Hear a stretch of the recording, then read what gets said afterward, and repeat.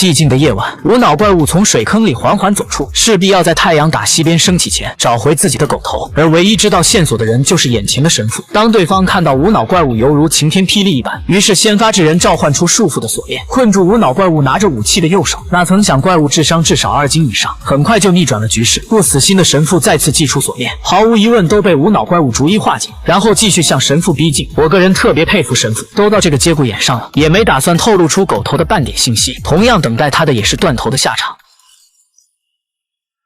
然而刚才发生的一切都被赶来的警官黑姐看到，看着外气八路的身影，黑姐竟然忘记自己警察的职责。与此同时，男主大山也在幽暗的沉睡谷里死而复生。看到陌生的环境，大山一时陷入了茫然，险些让来往的车辆将他送往西天。之后他跌跌撞撞走到市区中心，恰好被巡警误认成刚刚杀人的凶手。审讯室里，黑姐一眼就认出大山不是凶手，因为刚才惊心动魄的一幕让黑姐终身难忘。听到黑姐的描述，大山也感到无比的恐惧，同时大山也形容出怪物使用的武器和手背上独特的标记，精准的形容让黑姐的疑问再次加深，立刻便向他追问缘由。 Hey, who is he? When's the last time you saw him? When I cut off his head. Who are you?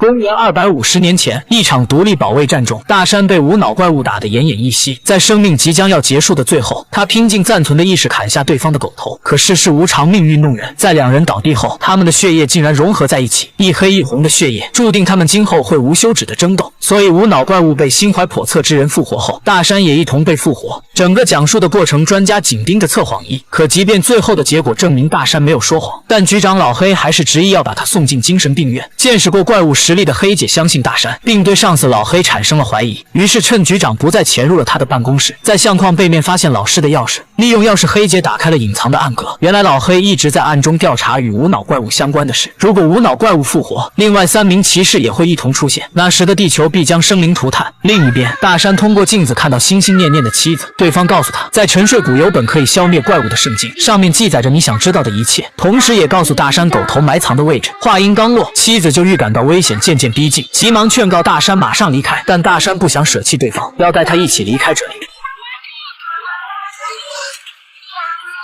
而大山也突然从梦中惊醒，躺在精神病院的床上，面目狰狞的大夫正要给他打针，幸好黑姐及时赶到阻止了大夫，并利用假的证明成功带走了大山。离开精神病院，大山按照妻子提供的信息找到了怪物的狗头，但也就在千钧一发之际，无脑怪物阴魂不散再次出现。